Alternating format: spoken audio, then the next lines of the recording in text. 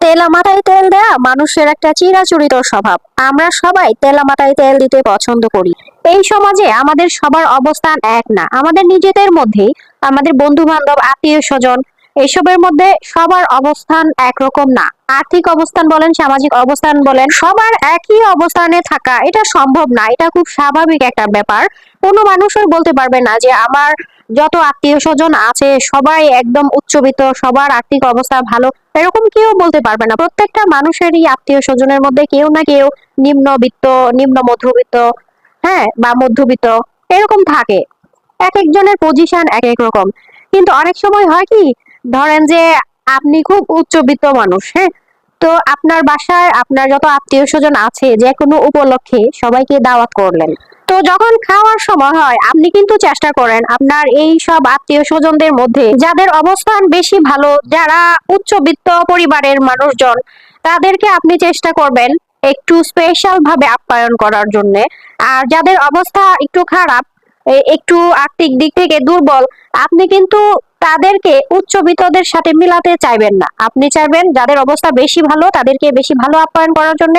আপনি যদি পারেন তাহলে এটাও করবেন যে যাদের অবস্থা ভালো তাদেরকে আলাদা খাওয়ানোর জন্য, এটাও চেষ্টা করবেন। আর যদিও সবাইকে একসাথে বসিয়ে খাওয়ানো, তখন আপনার নজরটা থাকবে যাদের অবস্থা বেশি ভালো, যারা সব সময় ভালো মন্দ খেতে পারে, যাদের হচ্ছে যখন যা মন চায় তাই খেতে পারে, মোট কথা যাদের কোনো অভাব অনটন নেই, বিলাসবহুল জীবনযাপন, তাদের দিকে আপনার নজরটা কিন্তু বেশি থাকবে। মাংসের বড় পিসগুলি তাদের পাঠিয়ে দিবেন, তাদের খোঁজ খবরটা আপনি বেশি নেবেন, কি নিচ্ছে কি নিচ্ছে না। অথচ একই টেবিলে যে আপনার অন্য আত্মীয়রা বসেছে যাদের অবস্থা বেশি ভালো না, যাদের যখন যা মন চায় তাই করতে পারে না, তাই খেতে পারে না, টানাপোড়েনের মধ্যে দিন যায়, তাদের দিকে আপনার নজরটা ঠিকই কিন্তু কম থাকবে। এই কথাটা আপনারা রাগ করলেও এটা সত্যি কথা, সত্যি কথা, সত্যি কথা। এটা আমি অনেক দেখেছি আমার জীবনে, আমি অনেককেই দেখেছি এরকম করতে। আপনার মেন্টালিটিটা তখন থাকবে এইরকম যে ওদের তো সব সময় এত ভালো খাবার দাবার খাওয়ার অভ্যাস না, ওদেরকে যাই খাওয়াচ্ছি সেটাই তাদের জন্য অনেক বেশি। এই যে একটা বৈষম্য, এইটা কেন? আমি, আপনি, আমরা, আমাদের সবার উচিত আমাদের যে সকল আত্মীয় স্বজন, পাড়া প্রতিবেশী, বন্ধু বান্ধব, পরিচিত যতজন আছে তাদের মধ্যে যাদের অবস্থা খারাপ, আর্থিক দিক থেকে যারা দুর্বল, যাদের টানাপোড়েনের দিন যায়, যারা যখন যা ইচ্ছা তাই খেতে পারে না, আমাদের যখনই সুযোগ হয় আমাদের বাসায় তাদেরকে ইনভাইট করি, অথবা যে কোনো ক্ষেত্রে তাদেরকে করার মতো, খাওয়ানোর মতো সুযোগ যদি আমরা পাই, আমরা সবারই উচিত চেষ্টা করা যে তাদের দিকে নজরটা বেশি দেওয়া।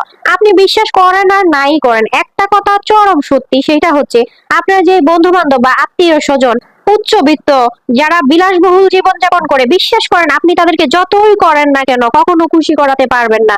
কারণ আপনি তাদের জন্য যাই করেন না কেন তাদের কাছে এসব কিছুই না। কারণ তাদের তো অলরেডি বিলাসবহুল জীবন, দামি পোশাক বলেন, দামি খাবার বলেন, এইসব তো ওদের কাছে নিত্য নৈমিত্তিক ব্যাপার, এগুলো কোনো ব্যাপার না ওদের কাছে। তো ওদেরকে আপনি যাই করেন না কেন এটা তাদের জন্য তেমন কিছু মনে হবে না তাদের কাছে। কিন্তু আপনার যে বন্ধু বান্ধব বা আত্মীয় স্বজনের আর্থিক অবস্থা আপনার থেকেও দুর্বল, যাদের টানাপোড়েনে দিন যায়, তাদের জন্য আপনি সামান্য কিছু করেন, সেটাই তাদের কাছে অনেক কিছু মনে হবে। বিশ্বাস করেন, আপনি তাদেরকে যদি একদিন ইনভাইট করে ভালো কিছু খাওয়ান বা ভালো একটা দামি কাপড় চোপড় বা যে কোনো কিছু গিফট করেন, এটা তাদের কাছে অনেক কিছুই মনে হবে। মানে তারা এত বেশি ভেতর থেকে খুশি হয়ে যাবে, এটা আপনি বুঝতেও পারবেন না। তো এটাই বলছিলাম যে তেলা মাথায় আপনি যতই তেল দেন না কেন সে বুঝবে না, কারণ তার মাথা অলরেডি তেলে চুবানো। আর খরা মাথায় তেল দিলে, খরা মাথা বলতে যার মাথা তেলের অভাবে খরা পড়ে আছে, তার মাথায় যদি আপনি 2 ফোঁটা তেল ঢেলে দেন তাহলে সেটা মনে হবে মরুভূমিতে বৃষ্টির মতো আর কি। তো ভিডিওটি এতক্ষণ ধরে যারা দেখেছেন তারা অবশ্যই আমার চ্যানেলটিকে সাবস্ক্রাইব করে যাবেন, আর যারা ফেসবুক থেকে দেখছেন অবশ্যই আমার পেজটিকে ফলো দিয়ে যাবেন, ভিডিওতে লাইক কমেন্ট করে যাবেন। তো সবাই ভালো থাকবেন, আশা করি কথা হবে নেক্সটে অন্য কোনো টপিক নিয়ে। সবার জন্য অনেক অনেক দোয়া ও ভালোবাসা রইলো, সবাই আমার জন্য দোয়া করবেন। ভালো থাকেন সবাই, আসসালামু আলাইকুম।